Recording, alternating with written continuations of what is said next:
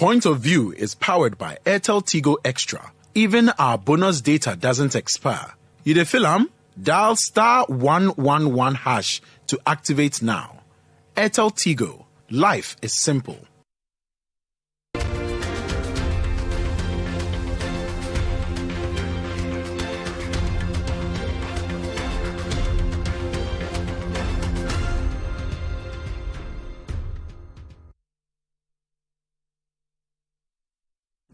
Welcome to The Point of View. This is your favorite current affairs show on television. Here on The Point of View, we pick the right topics, we get the right guests, we ask them relevant questions on issues that matter to you, and you always learn something. And we are entering the political season big time, and in 2 weeks, the New Patriotic Party, the governing party, will go to primaries for constituencies in which it has members of parliament.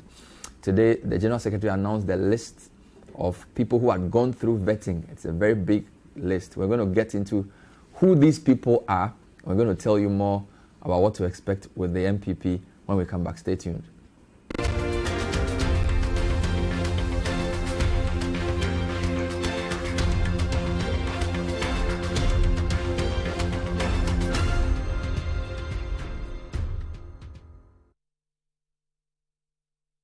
So it's an interactive show. If you're watching on television, you can get in touch with your comments on the number on the screen. And if you're watching on any of the social media platforms, you can also send your comments on the stream. So very many interesting permutations. The NPP has released the list. I think the big story is that 65 people are going unopposed. And of course, of that 65, about 42 are either ministers or deputy ministers. Now that should count for something. We also have new faces who are competing with existing ministers or MPs. That's another interesting one to look out for. We also have ministers who did not get protected by whatever process the MPP put in place. We'll get into that as well. Now, I'm going to do this in an interest. I'm going to talk to two of my very best reporters. Our parliamentary correspondent, Duke Mensah-Opoku, has been in Parliament for a few years covering all kinds of things. And he knows what's happening in Parliament, the kind of lobbying that went on, and he knows a lot of the incumbents. Duke, welcome to the show. Thank you, sir. Great. I also have a presidential correspondent who's been covering the NPP for at least 12 years, if not more. He's followed all of their presidential candidates all over the place, and he knows a lot of the incoming or the aspiring faces. Sami, great to have you here. Thank you very much, Bernard. But we'll start with Kojo Pumpuni Asante. Kojo is one of the key guys at one of Ghana's leading democracy think tank, CDD Ghana. And for him, we're going to talk about the internal workings of democracy. They have 2 weeks to campaign. This was scheduled for April. It's now happening in June. We are doing voting in an era of social distancing. And we're also seeing almost a third of the seats going unopposed. Should we be worried about this? These are some of the questions we'll be asking. But send us your own comments as you watch the show. So let me start with a story that I will read for you, and then I'll bring in Kojo Pumpuni Asante.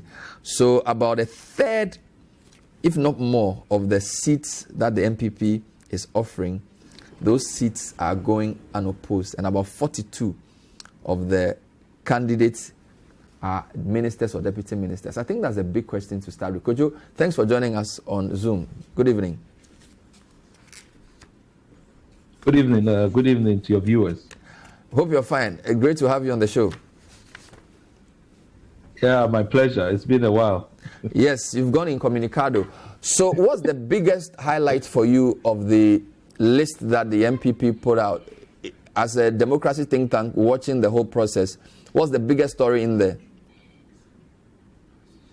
Actually, the biggest story for us is really whether or not our democracy is weakening. That for us is the biggest story, because if you have watched the process, it's been really fraught with a lot of contestations around the internal democratic principles that have been applied in selecting the candidates. If you hear some of the stories, these are really horror stories in terms of, how very casual, sometimes excessively discretionary processes that have been put in place to determine one's eligibility or not. And if you put all of that in the context of a general backlash against democracy, a general fatigue with democracy not developing, and right at the center of that discussion is the capacity of our parties to really lead the charge for development. And unfortunately, some of the things we've observed actually suggest that we have really retrogressed in the way in which we have gone about these kinds of practices. And I think that if we don't wake up soon, this democracy will really be in trouble. Wow. So you think we have retrogressed? In what ways? Is it the influence of money? Is it the fact that people are going unopposed? Is it the short time? Why are you saying we've retrogressed in this endeavor? I think in many ways, you talked about money. I think people will remember that T-shirts were probably the big thing. So 20 years ago, you probably say that somebody getting a T-shirt was a big deal. That's what parties used to deal with. And then we got into the phones and the flat screen TVs, and then now you're seeing Uber cars and other kinds of incentives that are used to bribe delegates and so on. Now, the more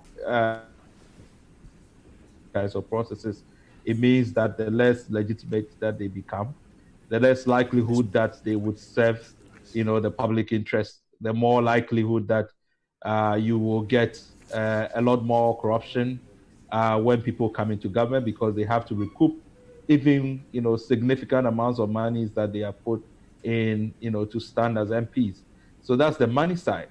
But it is obviously linked also to, this process of almost like a political capture of the process, where there is this attempt to try to protect people's seats, and therefore, there's serious violations of internal party, democratic principles. So take something very simple like getting a form. I mean, it's always been a challenge. I mean, the forms, like you have to go and pick a form at the EC. It's a simple process. There's no drama to it. But it's only in parties where a constituency chairman keeps the form in his house or in some sort of secret location, so that just to deny a person the ability to go and apply to be considered for that. So and you would think that after all the years that we've gone through this, we would have improved in those processes, but now you see that it's even worse. So if you put all of this together, I think we really have retrogressed, and there has to be a real soul searching within the parties, where the parties stand for. Where do they want to go? Do they want to sort of lead the development, the welfare of the people, or it is just about power and and gaining resources for themselves? Okay, could you? I'll pause for here. Grab a cup of coffee. I'll come back to you later in the show, because now I want to unveil these 168 constituencies, and I want to show viewers 4 categories of people. Sami and Duke will help me do this. So we have 168 constituencies that the NPP has. In fact, it's 169. They've decided not to hold a contest in Ayawaso West Wuogon because the candidate came through a by-election. So we have 168. Another one only. The other 3 constituencies, primaries are on hold. Fantastic. Yeah. Now, of the 168, 65 of them are going unopposed. That's about 40%. About 40% of the seats have unopposed. I'm going to show you some of the people who are going unopposed. But I think they are the key giants, right? So you have, let's start with Ashanti region. You have Matthew Opoku Prempeh, who's the Minister of Education Minister. Menchia. So walk me through the Ashanti region unopposed people. Ashanti region, Matthew Opoku Prempeh, Minister for Education, He's going unopposed. His deputy, Yao Say Edutrum, is also going unopposed. MP for Bosomche. MP for Bosomche. Okay. And also in the unopposed list in the Ashanti region, we have the Honorable Deputy Minister for Science, Environment and Technology. That's the Honorable Patricia PJ. Okay. You have the Minister for Youth and Sports, MP for Echumamponua, Isaac Isiama. Isaac Isiama unopposed. Unopposed. First Deputy Speaker, MP for Bekwai Joe Say, also unopposed. Deputy Minister for Agriculture, in charge of horticulture, that is George Odro Boahin in New Edubiasi. Unopposed. He's also going unopposed. Okay. Yeah. So you have 12 Ashanti actually 16 Ashanti unopposed. Yes. Eastern region has the second largest. Yeah. 12 of them unopposed. Yeah. Can you give me some of the Eastern region names? So Brian Champon, the Minister of State in charge of at the Interior Ministry, is going to oppose. He's from the BTF constituency. And we also have the Ibuakwa South, Samuel Tacha, Minister of Works and Housing. Okay. He's going unopposed. We have the Akim Swedro MP, Kennedy Osenyako. He's a Deputy Agric Minister. He's also going unopposed. We have Ibuakwa North, Equiapim North, I beg your pardon. That's Dokua Isiama, Deputy Information Minister. We have the MP for Asene Kroso Manso, George Abuaje, going unopposed. There is also Etiwa West, where the Minister of Roads and Highways, Kwesiama Akwata. Okay. There's also the Deputy Finance Minister, Abena Osei Asari. Now, Duke and Sami, on the screen are some of them. These are 8 of the 12. Who are these people and why are they going unopposed? Let me begin with Abna Osei. That's the Deputy Minister for Finance. Yes. She has a very strong influence in Parliament. Strong influence in Parliament? On the Finance Committee. Okay. She used to be on the Public Accounts Committee. And she understands the workings of Parliament as well as she has the backing also of those in the executive, if I may put it that way. So she's highly favored. She's blessed and highly favored. Yes. Next, where is Dokuya? Who is Dokuya? Dokuya is the Deputy Information Minister. Equiapim North. Equiapim North, Deputy Information Minister as of now. She comes from a constituency where her dad is very influential.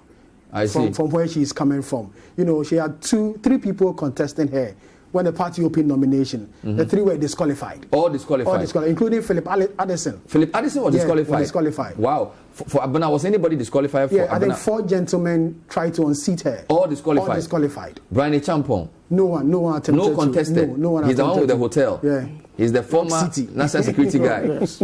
People like him a lot. They do. So he's very good. He has a good heart. That's what people say. He's going to become the Abetifi Mugabe? Probably. Damboche? The general, they call him. The general, they call him. No one dare contest. Nobody tried. No. He came in 2012. No one challenged him. Kojo Opon Nkrumah, no contest. No contest.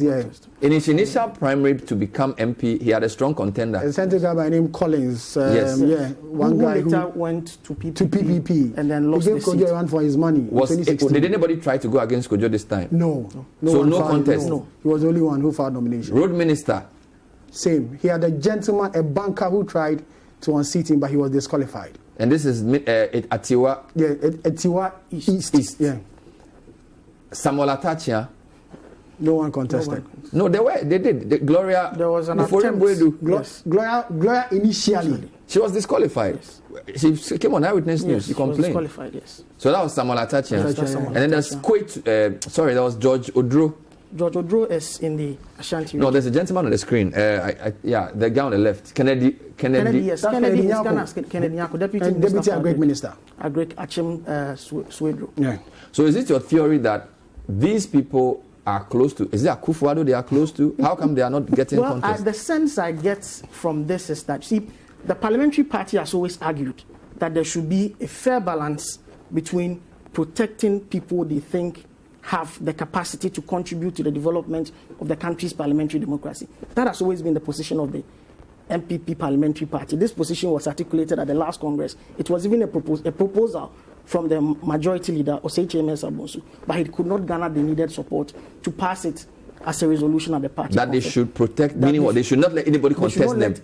They should not let anybody at all come up to contest, in the sense that, I mean, Wow. his argument is that, for him, essentially, what his argument, and that's for the parliamentary party, is that at least first-term MPs should not be contested, because for someone to find his feet in parliament, it takes more than a term. So, Really? Yes, that's the argument from which I buy to a certain extent. Observing parliament for the past 3 to 4 years, there are only a few people who come into parliament and they break into onto the national platform. And you would go into the background of these people and you find that they have previous political experience. So that across the divide, if you come to the minority side, you talk about somebody like Sam George, you talk about John Jinapo, you talk about Sam George, John Jinapo, Roxanne Dafiamapo, people who have previous political experience before they come into parliament. So it's easy for them to hit the ground running, settle in, and then make, get onto the national limelight, if I may put it that way. If you come to the NPP, you have Kojo Oponkrumah now. You have people like Reverend Intim Fojo, who makes a lot of contributions on foreign affairs. He's a mining engineer and things like that. People have previous political experience. So there's a view in parliament that first term should not be contested. Okay. Show me the Ashanti list. I want to do something with the Ashanti list. So for Eastern region, you've shown me 8 out of 12, and most of these people are either influential ministers or close to power.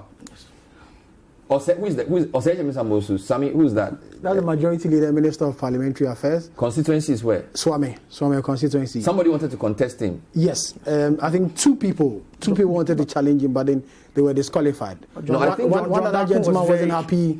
I think they were impressed upon to stand down. If I'm not mistaken, that's John Darko. Yes. And then he wasn't happy. John wasn't really happy with that particular decision. Did anybody go against Napo? No. Nobody dared. No one. Who is Francisca Oting Mensah? Francisca Oting Mensah is the youngest member of parliament. Oh, really? Yes. Yeah. How old is she? She should be 26 now. She was 23 years old. She was 23? Yes, when she came into parliament. So she's 27, probably going on to... And she's currently the board chair of the National Youth Authority. Oh, really? Yeah. Yes, daughter of one of the perceived biggest financiers of the party. Angel FM owner? Yes. What constituency is that? Kwabre East. Oh, she's the one who defeated Kofi Frimpong. Yes, in that primaries before the 2016 election. Nobody went against her? Nobody went against her. Dr. Yaweduchum? Deputy Minister of Education, quite a very formidable person when it comes to education matters. His constituency believe that he's done a good job in the last 4 years, so nobody went against him. This is Bosomche? Patricia Piaget? Sami, who's that? Madam Patricia Piaget is the MP for Asokwa. As we speak now, she's the Deputy Minister for Environment, Science and Technology. She was a former mayor of Kumasi some time ago. Powerful woman. Remember, there was a contest between her and Maso Kofi Juma in a particular primaries. A heated primaries. She brought Kofi Juma down. Yeah, she brought Kofi Juma down. I see. She brought Kofi Juma down. Were people disqualified or nobody contested her? I think no one contested her. Nobody? No one contested her. Go back to the list. I want to see Ashanti again. The guy in the middle, at the bottom, Isaac Esiama. That's Esiama, the sports minister. What's his constituency? Anybody contested him? No. Nobody came up. Nobody. Wow. Nobody. He's going and then the guy in the right bottom. That's the first deputy speaker. Joe Osewusu. Joe Wise. Yes. He's the Joe Wise. Yeah. Nobody contested him. There were initial, people wanted to contest. People wanted to contest. Even as at last week, there were some, what some may call acrimony and wranglings in his constituency as to be why people were not going to be allowed to contest him. Okay. Yes, but at the end of the day, they've all been disqualified and is going on the post, which in a way reinforces the view that some people in parliament should be protected, including those in the leadership. I don't know if Kojo is still there. I wanted to ask him this theory of protecting first-time MPs who are good. And then I'll move to the next slide. Kojo, if you are still there, I'll come to you. Yes, so I think the theory that they are proposing from Parliament is that if you have good, fresh MPs to build experience, you must keep them. And he mentioned even on the NDC side, people like Samuel George, Roxanne Dafia-Mekpo, and on the NPP side, Kojo Oponkrumah and co, that these people are good, they are articulate, they understand parliamentary procedure, preserve them because Parliament needs to be stronger. CDD, you guys say Parliament should be strong. Surely that's a sensible argument, isn't it? Well, Bernard, I think if we were just talking about convenience, right? Maybe the president can choose that he should basically just have a cabinet of only his family members, because it might be convenient for him to trust all of them, right? But this is democratic politics. There are principles that underpin what, the political regime that we have accepted to do. So if, in order for, from a party point of view, to have more experienced MPs and so on and so forth, you violate the most basic principle of political participation by allowing, the political membership. And you have to remember that every party is basically a government in waiting, particularly for the two big parties. If you violate that principle, where you intentionally deny people their right, to participate, if so that you can preserve, party chances and so on and so forth, eventually you would completely undermine the whole principles of democratic practice. And one of the things that people feel in this argument is that it is not the fact that you have more experience in Parliament and therefore you become a better parliamentarian, because there are parliamentarians who have been in Parliament who are not as productive, right? It is having a parliamentary institution that readies every parliamentarian when they enter for the first time. You go to the UK Parliament, they are young parliamentarians, but they have made their name. Sometimes in 3 months, they are already flying. Because they have the structure, make them fit in very quickly. And that is what we have not developed very seriously, over the years. So there's always this debate. And I know this has been going on in the NPP for a long time, but it would eventually, there's always a political cost. There was a paper that was done on the 2008 elections where they were estimating the effects of acrimonious parliamentary primaries on electoral performance. And they pinpoint very clearly why the NDC was more united than the NPP going into the 2008 election. All the analysis show that when you impose candidates and so on, eventually the unity that you are trying to mobilize in the party will be undermined. So, I mean, just from a parliamentary, a democratic point of view, this cannot be a theory, a rational, an acceptable, process. So you disagree with that reasoning? Yeah. Fair enough. Let me come back.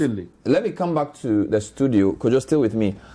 In Greater Accra, 7 people went unopposed. 7 people, and Duke, you can come back. 7 people went unopposed.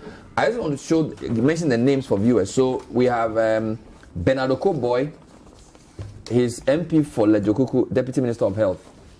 Boniface Abubakar Siddiq. And now I want you guys to walk me through why these people are going unopposed. Boniface is Medina. Yes.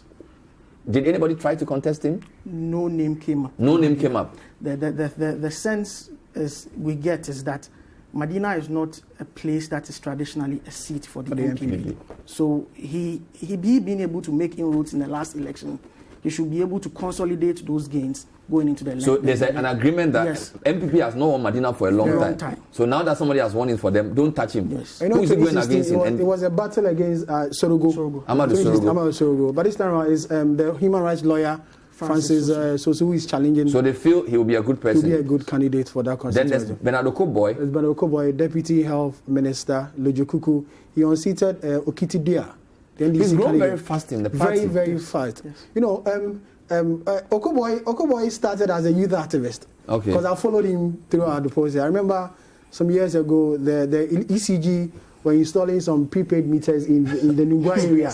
And there was some youth group who were agitating. And he was their spokesperson. Wow. So he rose through those particular processes to get where he is now. So Okoboy, did anybody try to go against him? No one. And Bernard, just to add to that, Okoboy in Parliament is a quintessential person you will go to for knowledge on matters on health. Really? Yes. So whenever there is a debate in the House, there are some people on health that the Speaker will not end the debate without hearing from them. Are you serious? Yes, on the NDC side, Zaneto Rawlings. On the NPP side, Okoboy. And he's liked by the president. He served in Achim when he was doing his service as a medical doctor. Oh, so he worked in a Kibi government hospital. So the president knows him personally. He has that personal relationship with the president. So Okoboy is untouchable. Show me back the list for Greater Accra. I just want to go through that. So Henry Quartey, Deputy Minister at the National Security, Iowa so Central. Yes, former IC Kwe constituency. He took over from IC Kwe in the last election. Were people disqualified or nobody tried? No, nobody tried. As far as you know? Yeah, nobody tried. What is his secret? He's done well for the constituency in the past few days, few years, as he's a first-time MP, if you know. He took over from IC Kwe then. So he beat the NDC candidate who was called Obama. Obama. We used to call him Obama. So they feel he's done well enough for them to represent them again. No contest. That's Henry Quartey. Yeah. Take me back to the list. Who else is there for the Patrick Buama? Yes. This is what constituency? Okankwe Central. Okankwe Central. Yes, that's Fadama. Fadama area. Deputy Minister for something. Sanitation. Yeah. Akufo-Addo 110 ministers. Yes. Wow. So if they want to protect all of them, how many of them are MPs? We don't know. Anyway, so that's a different point. So Patrick Buama, did anybody try? Nobody. Patrick is one of the MPs who has been able to strike a fair balance between his constituency services and working as a legislator. So he's even though he's a minister, he's very active on the floor of the House. Okay. And apart from that, he's seen as someone who contributes towards the needs of his constituency. So schools, giving scholarship and things like that. If you have an MP who is able to strike that fair balance between constituency services and making an impact on the floor of the House, it's not difficult to get contenders not to come. You are suggesting that Patrick Buama has political talent? Well, I don't know. Where did he? So you say because he strikes a balance between doing the work in government and MP, strong on the ground but very quiet. Yes. He's very quiet, very unassuming, very unassuming person. If you don't tell he's a minister, you don't even know he's a minister. Patrick Buama. When you go to the constituency, he moves with everybody, the young, the old. Go to his house, you see almost all of them there. He eats with them. He plays with them. He's a go-to person when you go to the constituency. So he's strong. He's a strong person on the ground. Who else is protected in Greater Accra? Just to wrap up that and take a short break. I just want to show, when we come back, there's Greater Accra. There was also the Minister for Communication. Esla West. But that was a controversial because Kandapa's son wanted to go against him. Wanted to challenge him, but the gentleman was disqualified. The reason I got was that he hasn't nurtured the constituency for that long. The party constitution says that before you can run for a parliamentary seat, you need to nurture a constituency for 5 years. You need to live in that constituency, involve yourself in party activities in that constituency. So they believe Kandapa's son has not done that much. So that's Albert Kandapa Jr.? Yeah, Junior, yeah. He happened to be my senior in Achimota, when Achimota school. Achimota preparatory? No, primary. Achimota primary. Who else in Greater Accra is going? Tina Mensah Wejagbawe, Deputy Health Minister. No contest? No contest. Any reason, do you know? She's one person who was able to fight off a challenge from the then NDC candidate, Obobia Opoku. You know, when you go to Wejagbawe, a lot of development that took place there, people credit Obobia for that. The roads, the drainage system. So she being able to fight off such competition from Obobia, the party or the people there believe that she's the best person to represent them again. All right. This is the point of view. We're trying to walk you through the NPP primaries. It's happening in 2 weeks, June 20. When I come back, I'm going to show you two more categories. I'm going to show you what I call the exciting new entrants. So people who are predicted to cause a stir, they are not in parliament, but they are new entrants. Then we also have the contest to look out for. the big contest to look out for, because that's also I even have a category called the non-protected incumbents, but I don't have time to go there. Kojo, thank you for being with us. I'll still come to you. This is The Point of View. My name is Bernard Abel. I'm here with Sami Wiafi, who covers the presidency, and Duke Mensah Opoku covers parliament. Between the two of them, everything you need to know about what's happening is in this studio. Stay with us.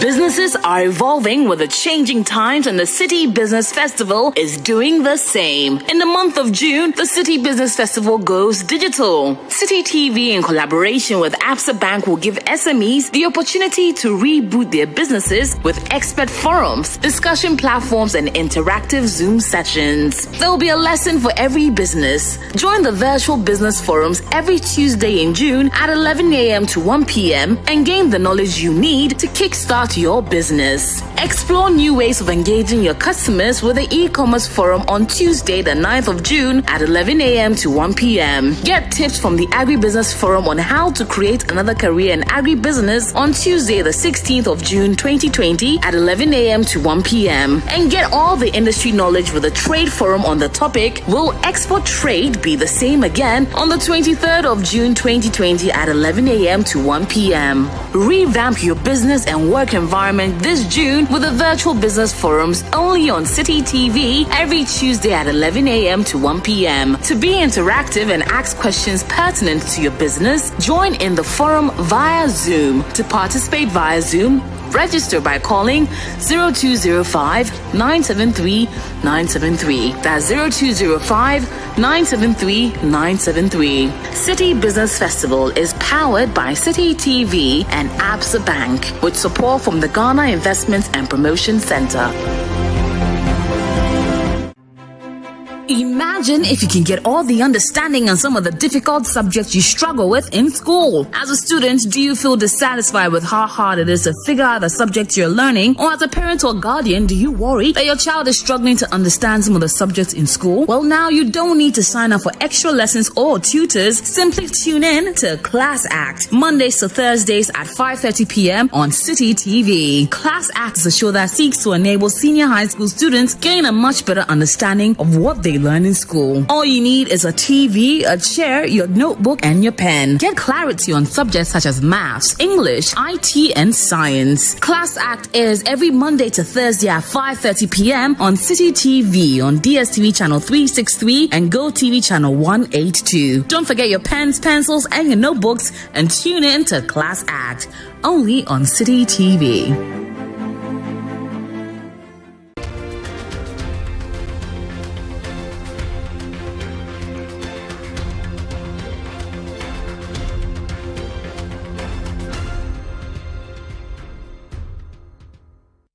Welcome back to The Point of View. Tonight we're trying to gauge the NPP's upcoming parliamentary primaries in the 169 or so seats that they hold.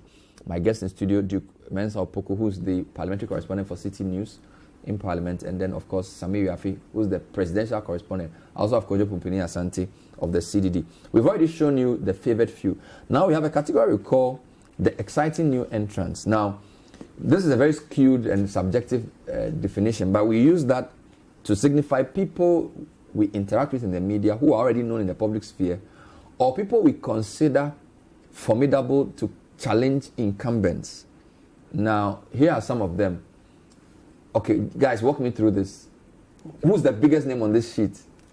For me, it's Francis Asenso Boachi. Who is he? Asenso Boachi, who is that? Yes, Francis Asenso Boachi. Right. Yes, yes. Last year. Francis Asenso Boachi is the Deputy Chief of Staff. Deputy Chief of Staff, founding President of TESCON. Founding President of TESCON? Yes, founded TESCON in 2004 when he was a student leader at KNUST. Wow. Went to University of Michigan, came back, wanted to contest Cecilia Adapa in 2004, but was impressed upon to stand down and bid his time, as they would say. Yes, so he is coming in now with a lot of, support and resources as against the incumbent who came in, who's a one-term MP, First MMP. Ochema Boaji. So that's going to, after we'll get there, that's going to be one of the very, very interesting ones. But so he's the deputy chief of staff? He's the deputy chief of staff. What does the president think about this? Well, he has his backing. President supports him. But Ochema Boaji is the spokesperson on economy. Yeah. Wow. So Asensu will win? It will be difficult to tell now, Ben. Really? Very difficult to tell. Doesn't he have more money? He has. And Ben, now the NPP primaries, Duke will tell you, it's going to be who has the deepest pockets. Really? Yeah. Because if you win Ashanti, you are winning If you win Ashanti, you know that you are in parliament. So you go the highest level to make sure that you secure the parliamentary nod for your So people. That's the biggest name on that sheet so far. Who else is on that who is exciting for you? I think okay, so that's Ochema Boaji and Asensu Boachi Bantama. Go back to the original sheet you put up. I just want to see the names they chose. These are in no random order. So by Sosei Kufuor. Obo, we all know him. But he has 6 contestants. Yeah.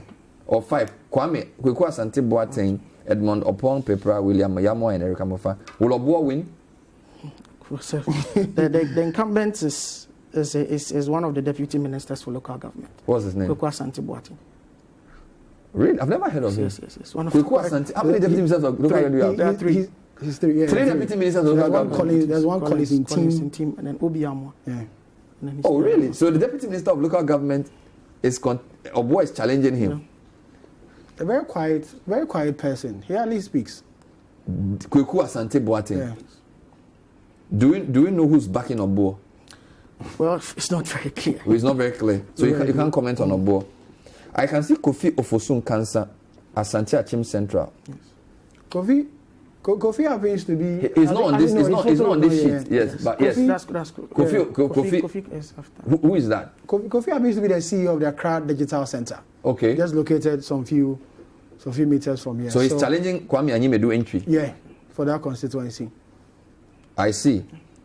And Kofi, many people say Kofi has the backing of the communication minister because she appointed him to head the Accra Digital Center when she was appointed the minister. And you know that particular agency falls under the ministry.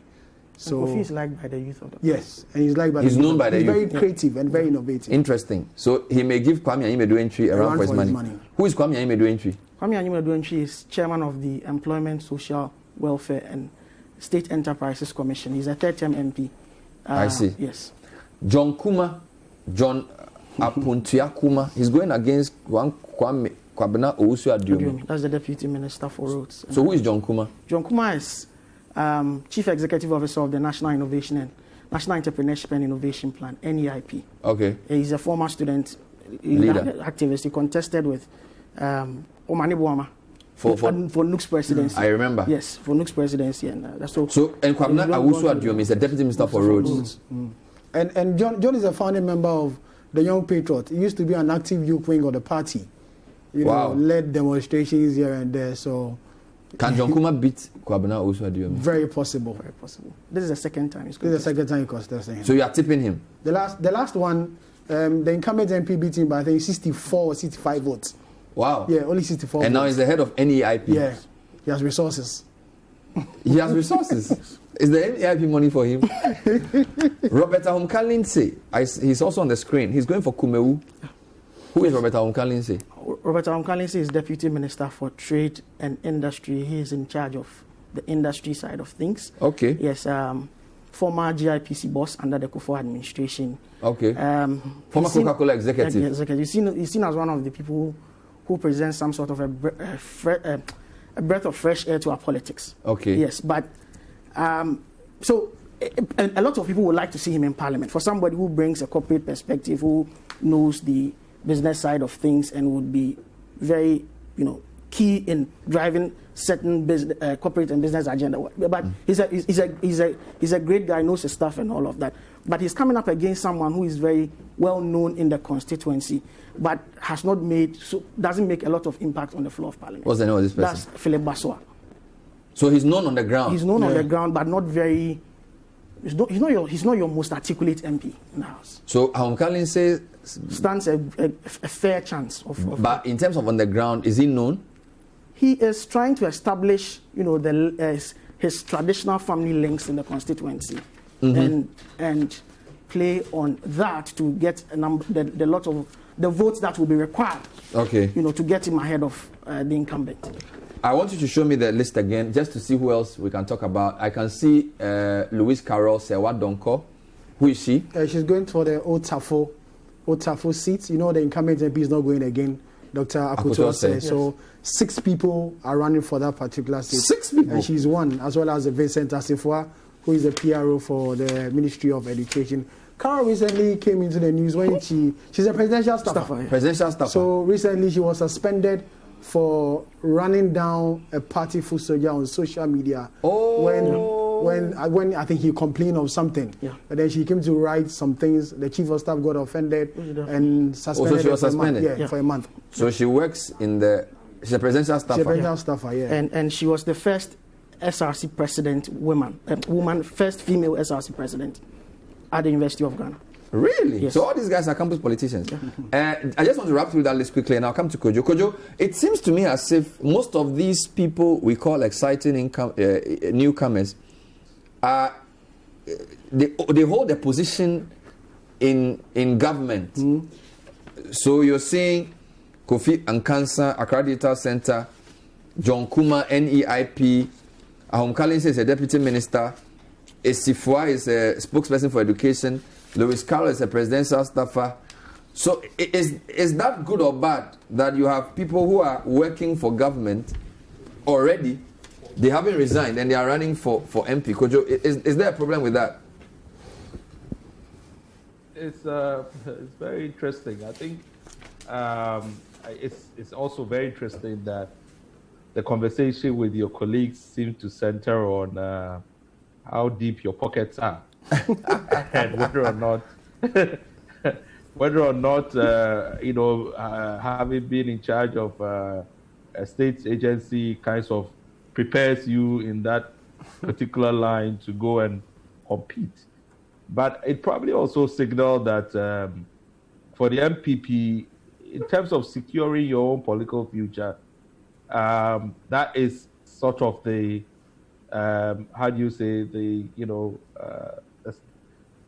you have to go through this kinds of, it's a launching pad, really. It's a launching pad for you to then go on to contest for, party primaries, because once you are a chief executive of an agency, you have, a public profile, you build a certain reputation, you might have more resources to be able to service the constituency when you are competing. But to really have a political future that you control, and to have a long life in politics, you have to move. And it seems like people are moving very quickly. I mean, this is probably the first time I'm seeing. Anyway, we've seen that in the NDC as well. The first batch of young people that Professor Mills, the late Professor Mills brought, immediately after that went, to contest for seats. So Ablakwa and Fusikwachi and all of these people have gone to Parliament. So this is an interesting trend. Now, one of the things I don't hear in this conversation is what are their values? What are people bringing in terms of their development ethos and the kind of MPs they want to be, because collectively they govern this country. And a lot of the discussion, the more and more it moves away from that, I worry, even as our development challenges become even more complicated. So it's very interesting. Luz Carroll is a friend. I know her. I know that she has values. She's committed to do work. John Kuma I've been impressed with him when I've met him and interacted with him. But I don't seem to hear in our conversation anymore about whether somebody is fit to represent somebody. We talk about values anymore. No more values. It's all about whether they have money and whether they are connected. Yes. And then if public service become where you make money to go and contest for public office, then I think there's a lot of. Let's run through that list because I'm going to disappoint you more because there's a lot more. Go back to the exciting new entrants because I think there's a lot more there of that type because I'm seeing. I have of course Kojo Frimpong. Yeah. Is he a government appointee? Yes. No. He works with the Business Development Ministry. He was at the Business Development Ministry. Okay, right. Who is Dakwa Newman? Dakwa Newman has been the daughter of Mr. Victor Newman, the Director of Research at the Presidency. And her mother is also the Director of Operations at the Office of the First Lady. So she comes from a political... So mother in government, father in government, daughter to join parliament. She runs an NGO that is into the welfare of kids. The only party position she has now is only a police station executive women organizer. So mother and father are both in NPP, both in government. Both in government. Who is David Asante Boateng? Let My Vote Count Alliance. Let My Vote Count Alliance. CEO publishing company. Ghana Publishing Company. Oh, he's also a CEO. Yes, former SRC president, Tech. Hey, Randy. Okay. Nana Fredua Ajimaforiata, who's that? Nana Fredua is the current board chair of the National Theatre Company. So they are all in position. Samuel Binfo. Yes, Samuel Binfo Dakwa, former NUX president, chief accountant at the Ghana Publishing Company. Hey, yes. He was the one seat KT Hammond. Sheila Battles. Sheila happens to be the daughter of Kwamina Battles, the board chair of GOIL now, a former minister in the Kufuor era. This is very powerful. And Umar Farouk Ali Muhammad. We all know him. Son of Ali Muhammad. The procurement manager. So that's Yendi. Sheila Battles is where? Sheila is Ablekuma North. Ablekuma North. And then Vincent Ekoesifwa. Otafo. So all these people, probably except Sheila, are working for some sort of government. Yeah, government agency or so. Yeah. Kojo, this is serious. It's almost like you start with a low-level appointment, you go into parliament, and you get a minister position. It's almost like the defined path to greatness. I mean, that's serious. Well, no, and I mean, if you look at the demographics, also, I think it's beginning to reflect more and more of the current demographics. I mean, if 60% or so of the population is under 24. Then increasingly we are finding more younger people going into parliament, but what it is that they are going to do, what do they want to, what legacy do they want to leave, so as we are practicing this democracy and we're getting more interesting people wanting to go to parliament, the question still remains for me is the values. Okay. And because it's about public service. And so, if we cannot debate that, if we cannot talk about character, if we can't talk about that, and we can only talk about influence and money and, dynasty and so on, I think then, there's a lot of questions to ask about the future of our democracy. Okay, let me take a short break. When I come back, I will show you. Actually, let me start with that before I take the break. My final category is what I call the hot contest. The hot contest. What's your top contest? Give me your top three. Top three contests. Bantama. New Job in South. New Job in South. Yendi. Those are your top three. Yeah. What about you? Nkoko. Dome Kwabinya. And then the constituency. Oh, it just came me. Is it Bree? No, Bantama. Yeah. So both of you have Bantama. So let's look at Nkoko. Wow, go to Nkoko. This is interesting. Nkoko is a typical NPP seat. Yeah. Go back to Nkoko, please.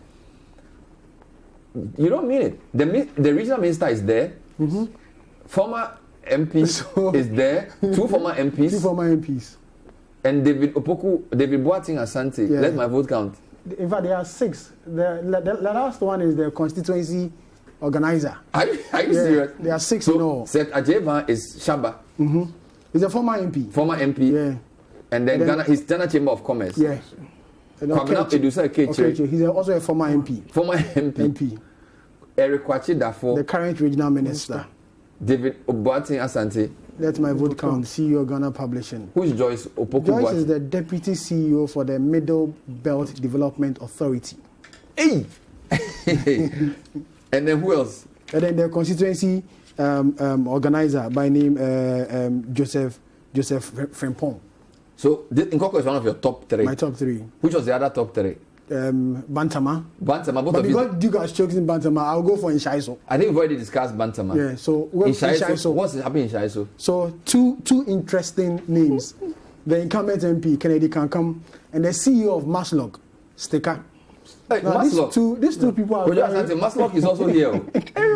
Two very, very interesting history. You know, when the MP, the former MP, Dr. Richard Anani, was the MP for the area, these two were regional executives. So Kennedy was the regional organizer. And then Sticker was the regional youth organizer. So when Kennedy unseated Dr. Richard Anani, Sticker moved to become the acting regional organizer. So it's like a queue. It's like a queue. So Anani is gone. Kennedy's gone. Kennedy's in, and Sticker wants to unseat. It's a place to watch. Maslog. They have a lot of money, don't they? And Kennedy Kankam was an executive before. Was the regional executive, the regional organizer. We've done 2. We'll take another break, and when we come back, we'll finish with the top contest and then give Kojo the last word. And we'll read your comments as well. This is the point of view. Stay with us.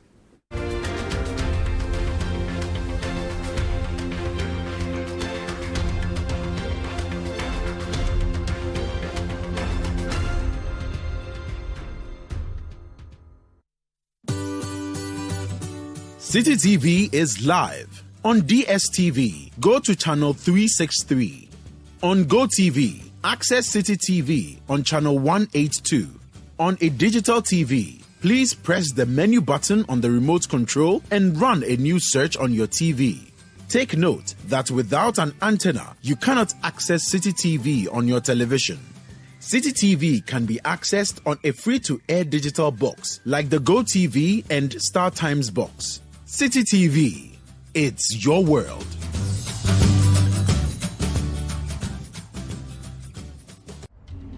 COVID-19 has changed the world. But despite the challenges we face, this time, your Africanacity inspires us.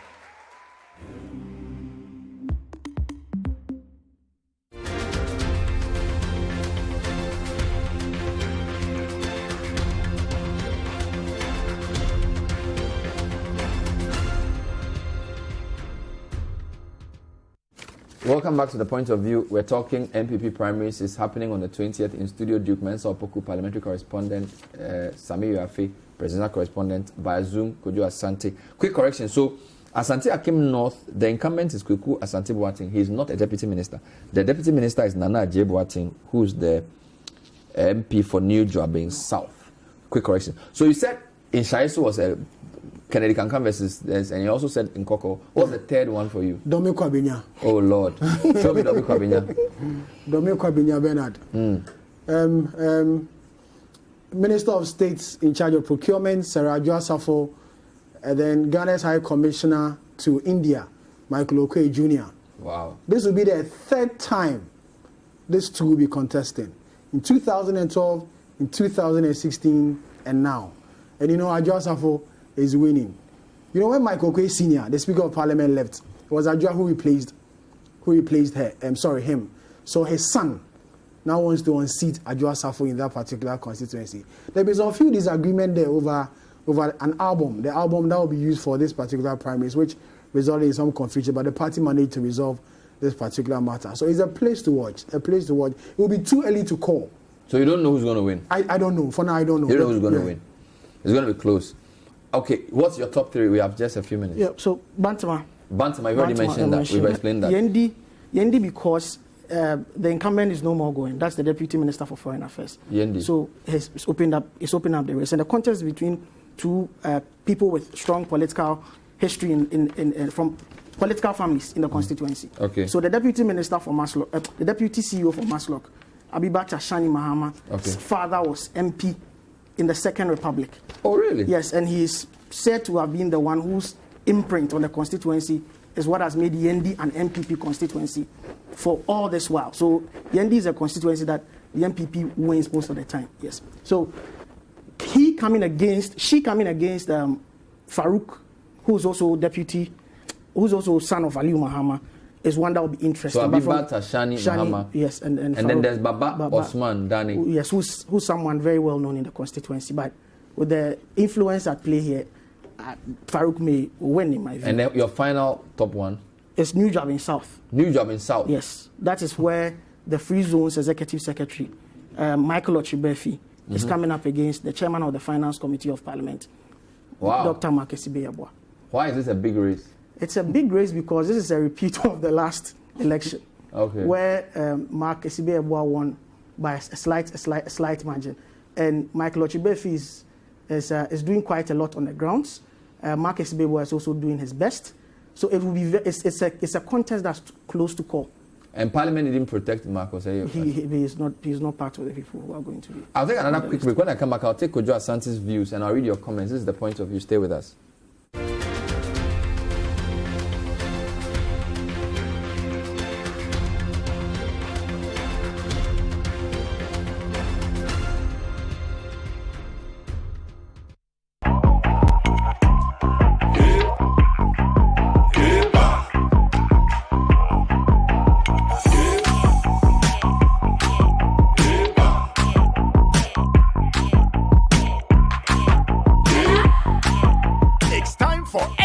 Extra data, extra minutes, and extra unlimited calls. Not just that, even our extra data doesn't expire. Simply dial *111# to bundle now. Airtel Tigo. Life is simple.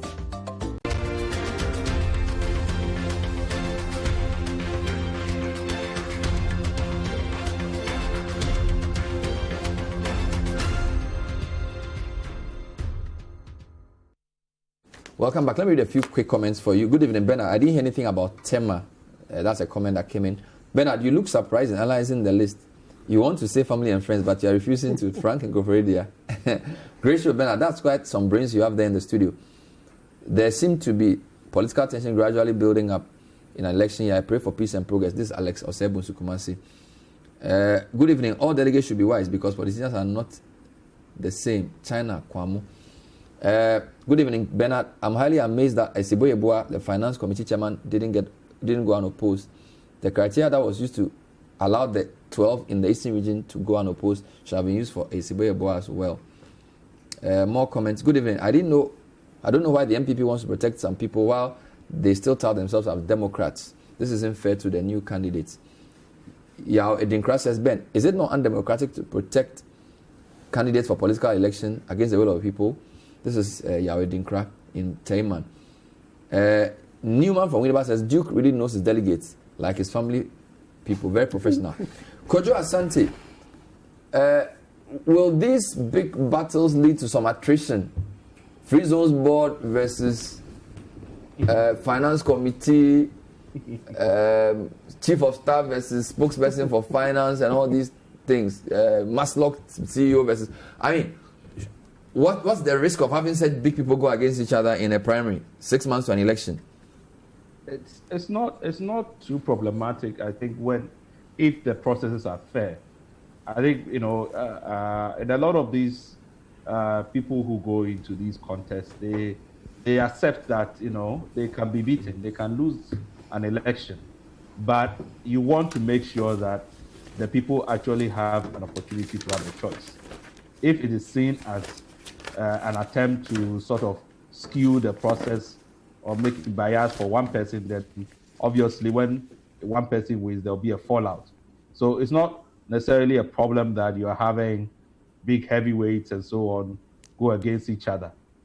I think, though, that really a lot of the party constitutions really need reform. They have to elaborate on some of the provisions, as to whether you are known in the constituency, whether you are active in the constituency. These kinds of conditions become very discretionary during the vetting. And it's really up to party leaders to say you are not active or you are not known in the constituency. So those kinds of processes really, for me, we have to look at them. Otherwise, these parties will not be able to, push us to where we want to go. And lastly, I would like to say that probably it is another call for us to look again at electing MMDCs. There is a lot of people who are going into this because, as I said, an MP parliamentary elections kind of give you a lot more security as a politician. All right. Because it is in your own hands. So the more we kind of expand those opportunities, I think Kojo, thank you. It will kind of reduce some of the tension. Thank you, Kojo Asante, CDD via Zoom. Sami Riafe, presidential correspondent in studio. Duke Mensa Opoku, parliamentary correspondent. My name is Ben Able.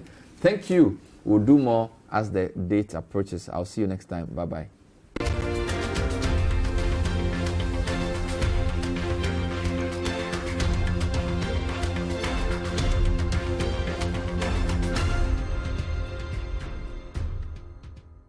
Point of View is powered by Airtel Tigo Extra. Even our bonus data doesn't expire. You the film?